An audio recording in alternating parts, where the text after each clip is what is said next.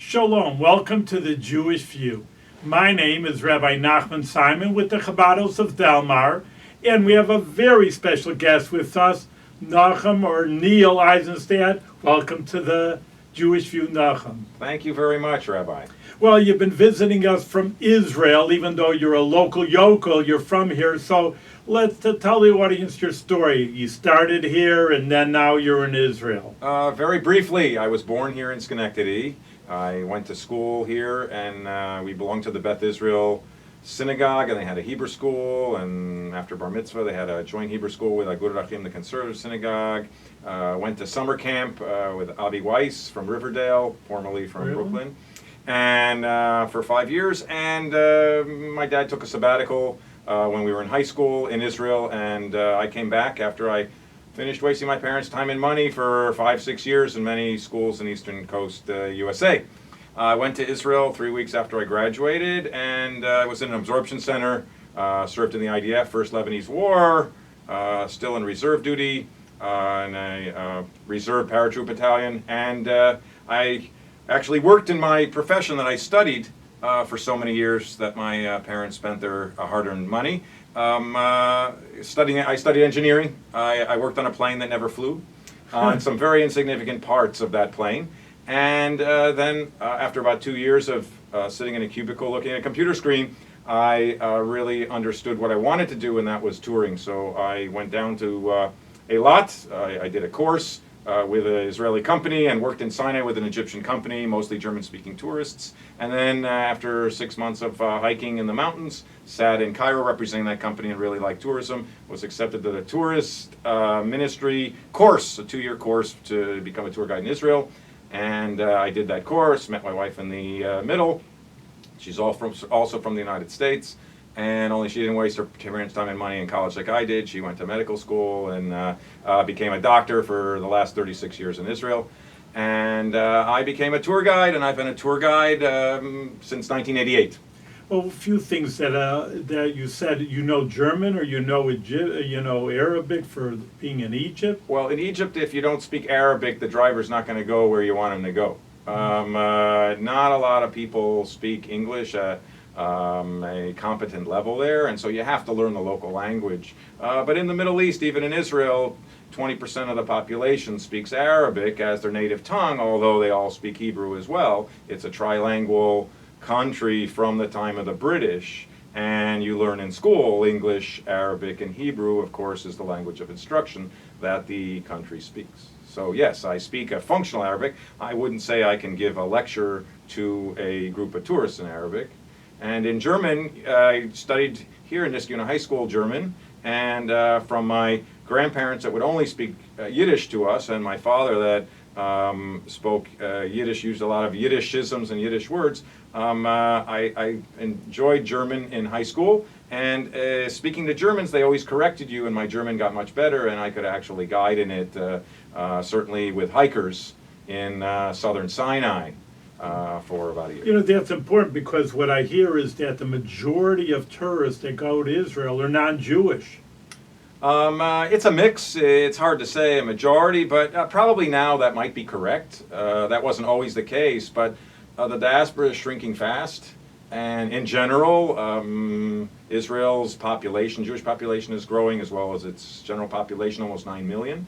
Of that, around 7 million Jews, about 75% of the population, and yes, that might be true, but it's not that important. The important thing is that people are coming to Israel, whether Jewish or non-Jewish. You know, it's very interesting. I know that I've heard it, and you've said it, that it takes a few years to be a tour guide. I mean, right. I've gone around to many, of course, in the United States, and to tell you the truth, I don't know their qualifications if they took 2 years to take you around to the national park or whatever. But it's just very difficult to become a tour guide. It's not like, okay, yeah, I could take you to Tel Aviv, and, like I could tell you, yeah, I go to New York, yeah, here's the Empire State Building, what does it take to be a general tour guide, but it's very difficult to be a tour guide. Like you say, it takes 2 years of training. Well, it's 2 years of training. The courses that you do that are part of that course are very intensive, but they're very superficial. You know, in geology you have 10 lectures and then you have an exam. It's professional, not so much academic, although there's many academics. And then there's a board exam, there's a written exam, and then there's a actual, the written exam, and then there's actually a guiding exam of tour guides that certify you, and then you have to do continuing education. So yes, the Ministry of Tourism has an interest to keep a high standard of tour guides, and at that time it was 75 touring days. Today I think it's 50 touring days, and it's not 2 years, I think it's closer to 1 year, but it's a very intensive course, whether you do it today or you did it 20 years ago.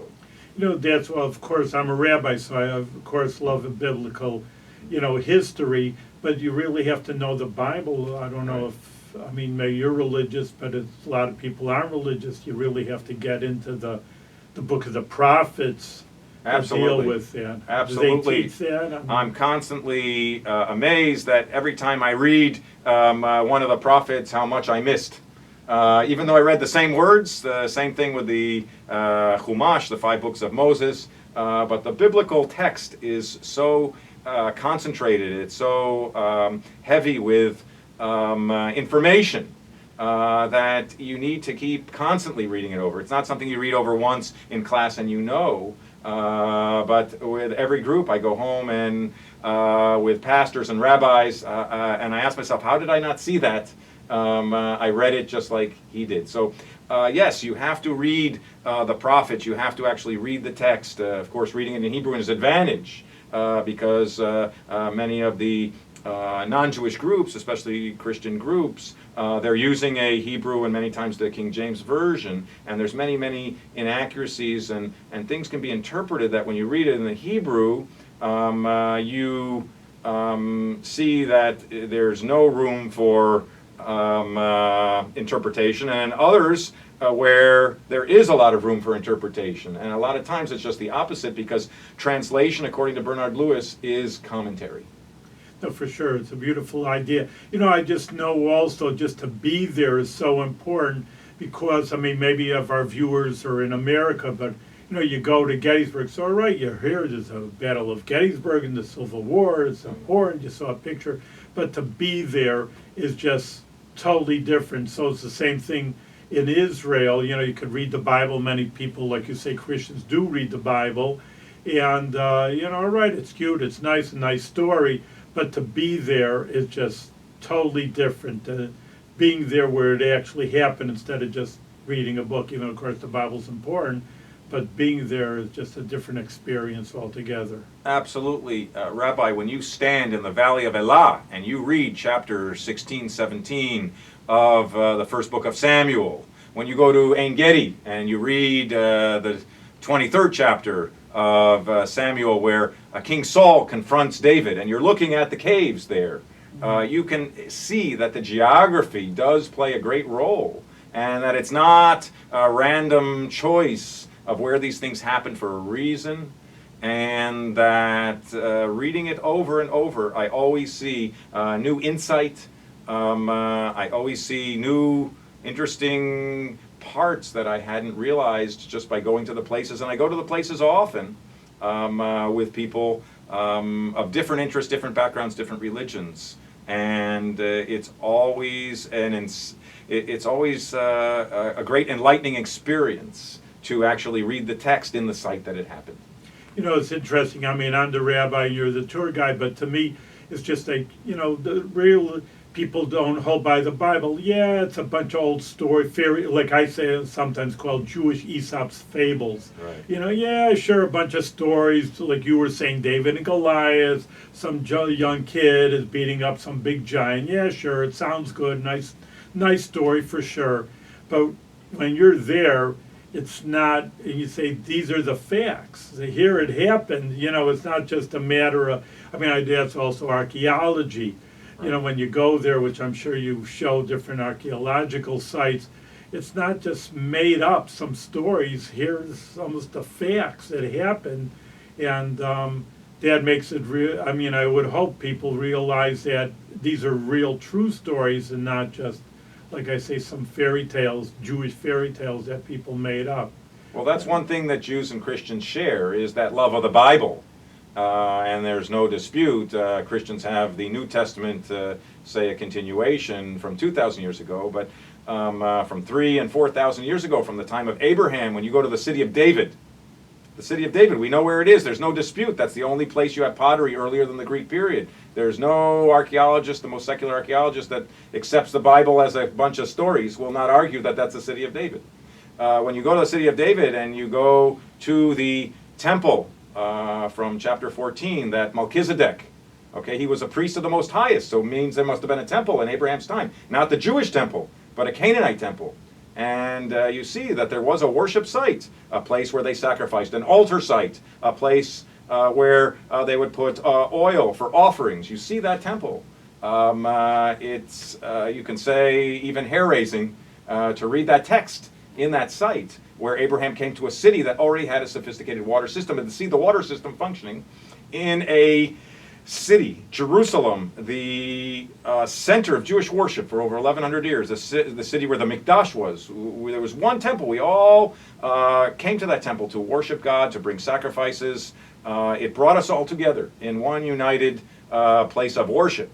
And you see, and you read the biblical text, you can see that it wasn't something random. You can argue if the date was 80 years this way or 80 years that way, whether you're a believer or not. I think it's very impressive. No, for sure. That when you see something, I mean, like I say, people, even if they've been not in Israel, but when you go to any place and you read about it and then you see it, it's totally impressive. And I'm sure, I mean, again, it's not just history, but is religion, and this is either, like I say, Jewish people or Christians. It's the basis of their whole religion, and they say, hey, it's right there, it's true. So even if you've been raised and you read the prophets and saying, this is it, this is really the place, it should be an incredible experience for any person.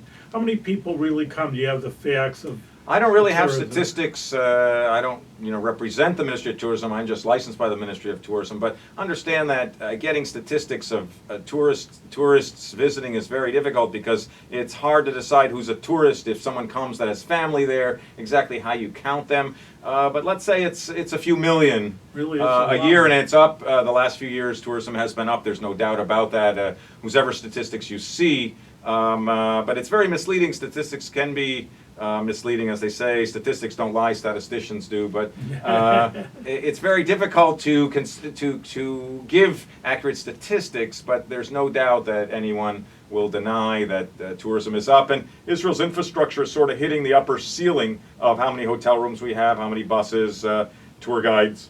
It's a busy economy in tourism the last few years. Well, they say that anywhere that tourism is really sometimes the most in certain countries. It's the #1 economy is tourism. So surely a boost for the Israel economy. No doubt. All these tourists come in and spend their money and. No doubt, stay in hotels, eat in restaurants. Tour guides. Right, pay entry fees to the parks, to the national parks, to the museums. So yes, it really stimulates the economy, and also Israelis. When they tour and visit and hike, they come into contact and they see that there's tourists. It's, for instance, when I hike here in the United States, I don't come across too many tourists from overseas. But in Israel, it's quite common to come across tourists from overseas, from all different countries. Yeah, because Israel also, people have to understand, is a small little country, and they're really being bombarded sometimes from the whole world and United Nations and all the Arabs. Right. You say, hey, we have friends. People are coming from overseas. They want us. They like us. They love the land. Right. They love the people. So it's not all doom and gloom. Yeah, it's not all doom and gloom. There are people that like us, Jews, non-Jews, that come to Israel because they want to see what's going on. I encourage, of course, everybody to do that.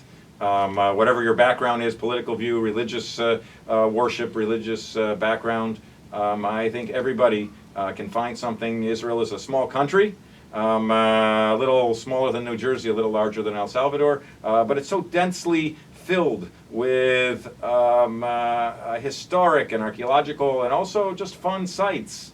There's a zip line over a mile long, just south of Jerusalem. I mean, just fun things to do for kids and tourists, as well as historic sites, biblical, post-biblical, pre-biblical sites that go back 10,000 years ago, let's say 5,000 years before Abraham, 6,000 years before Abraham, and modern Israel. It's always in the news, it's always reported, and people get there and they say, hey, this isn't like the news. It's different. What's going on?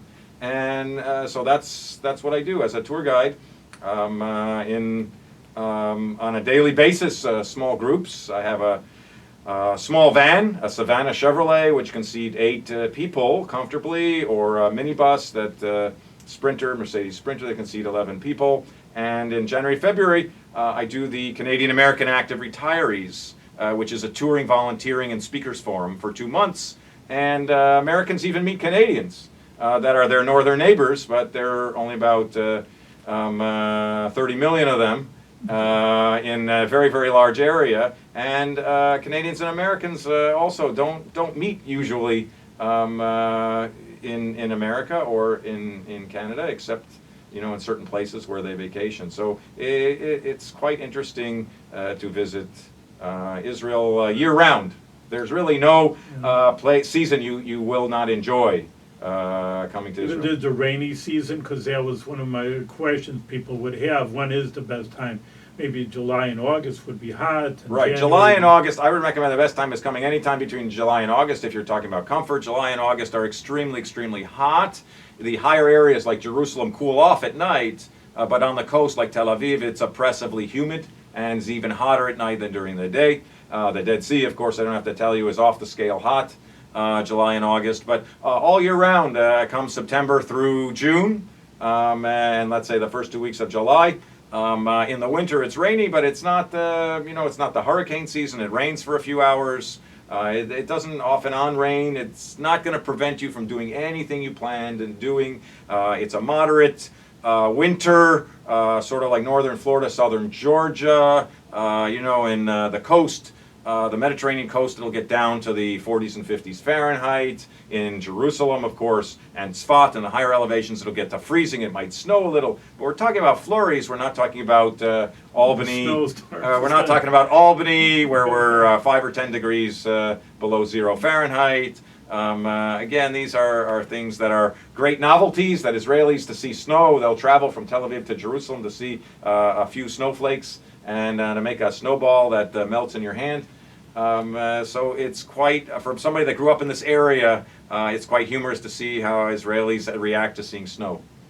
It's interesting. Well, just on even another note that you just touched upon, even political, because like we say that the United Nations is down on Israel, but a lot of times the news stories are, oh, the Israelis are oppressive, and oh, it's such a mean country. Right. I mean, if you wouldn't know the inside story and just reading the newspapers or the TV news, as people do get their news from, and then, hey, Israel's a nice country, and they're not oppressive, and it's an open society. It's a democratic society. I mean, maybe show people the Knesset. Right. And exactly.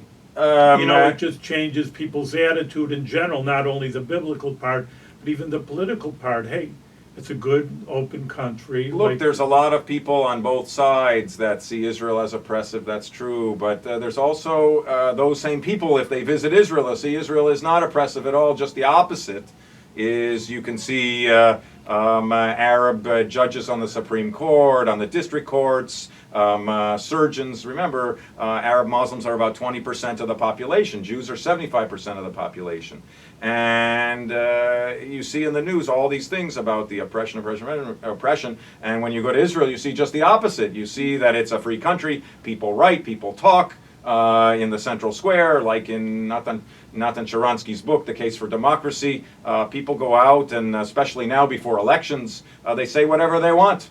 On TV, on radio, they write it in the newspapers. It's a very, very vibrant, alive democracy. Our Supreme Court is not appointed by the Prime Minister or President. It's a nonpartisan committee that only examines the legal defense of civil rights. It's not always to the liking of the political leadership, but our Supreme Court has, in recent years, anybody that has really looked, decided in favor always of people's civil rights, and they see completely different than what they read in the press, and that the conventional wisdom of the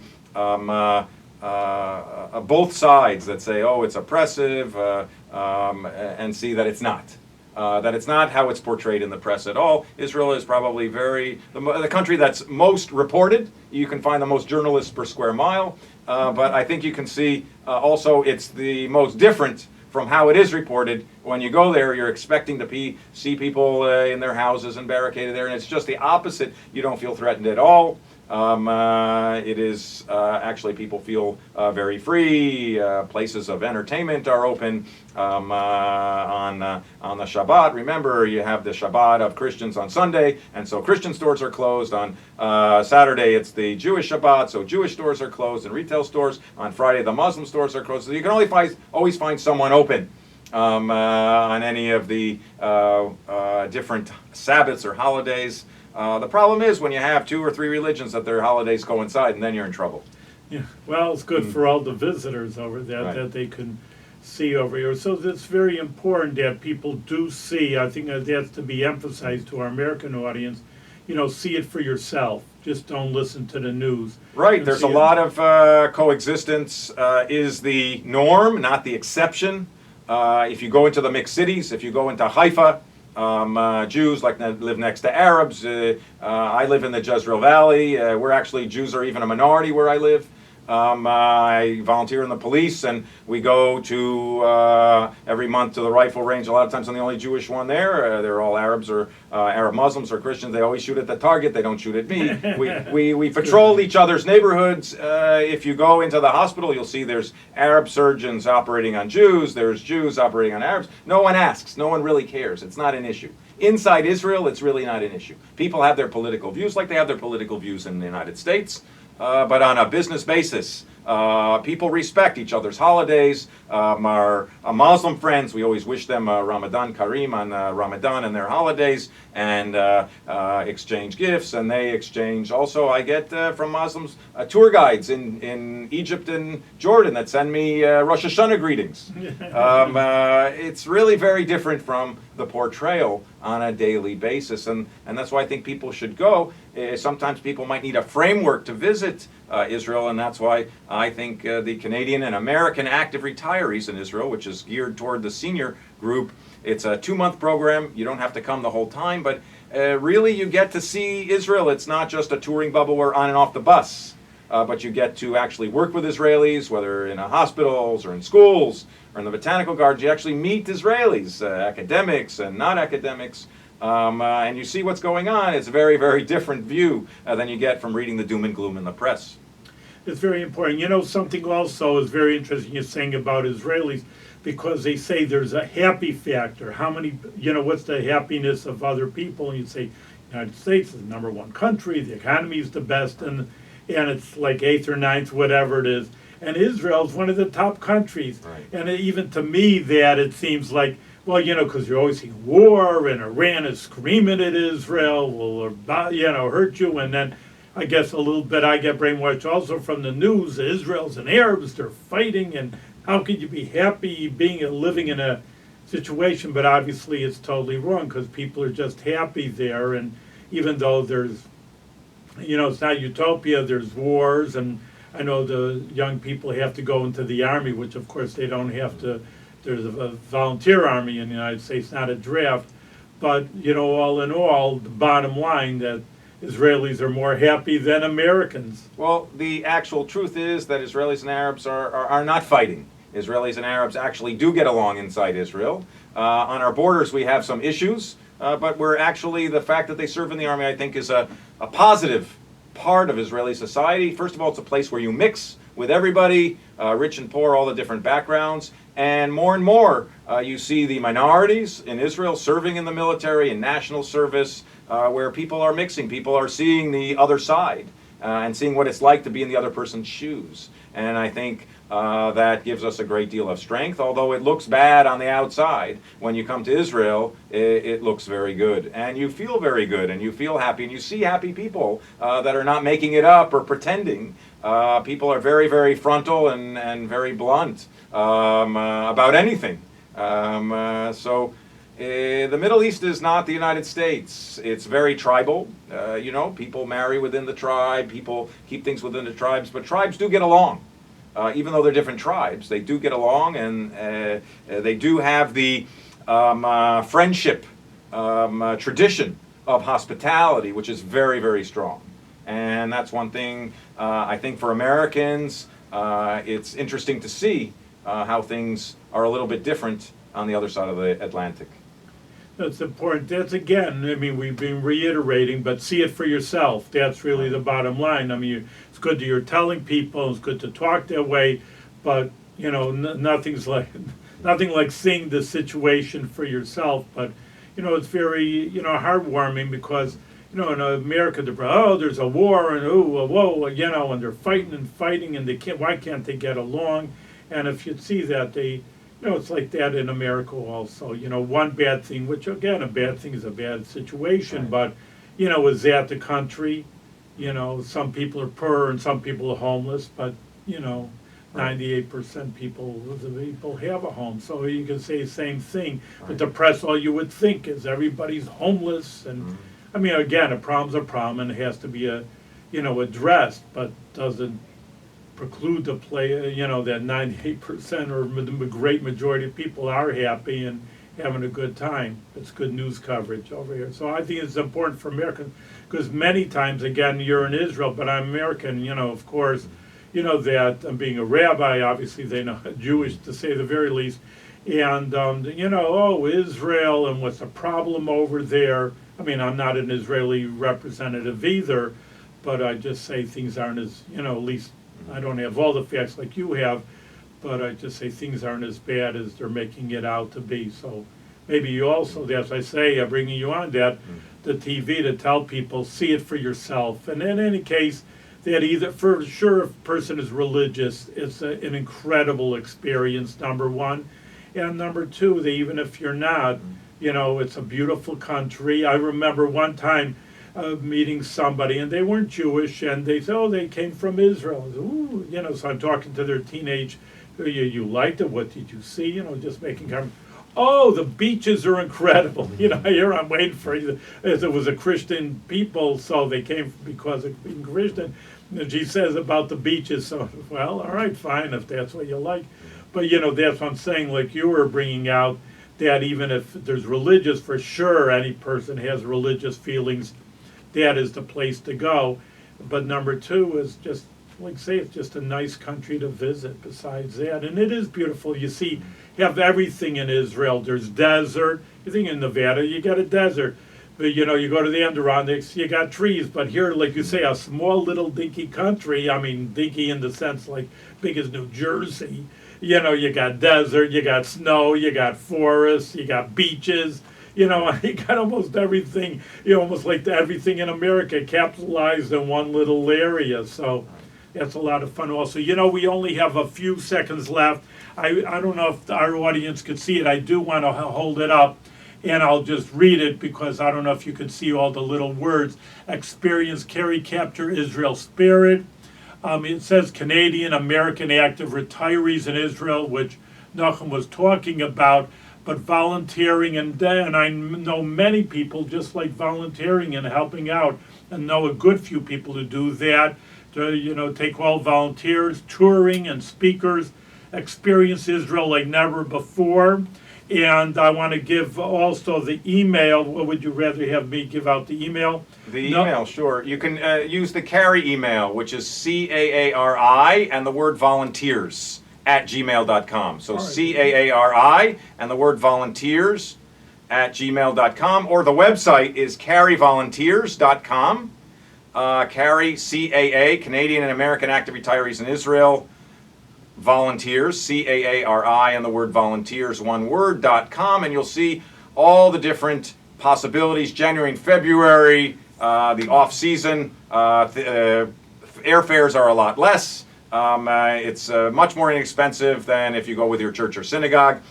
We have many people, all different religions and backgrounds, and it's a volunteering, touring, and a speakers forum of all different speakers.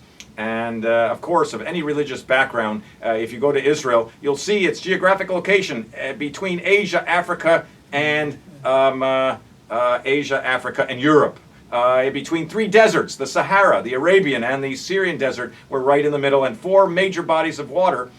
Two lakes, the Sea of Galilee, the lowest freshwater lake in the world, the Dead Sea, the lowest point on the globe in the world, and the highest concentration of mineral bath, and the Mediterranean and the Red Sea, and we're right in the middle. So we have all the variety of climates, of soils, of height difference, 9,000 feet in the Hermon. We have the Dead Sea, 1,500 feet below sea level, all in a little area the size of New Jersey. What could you ask? All right, Doug, we're out of time, but I just again invite everybody to take the opportunity to see something that really you'll never see any part of the world. So, Nachum, thank you very much for being on the Jewish View. Thank you very much, Rabbi. It's a true pleasure and an honor.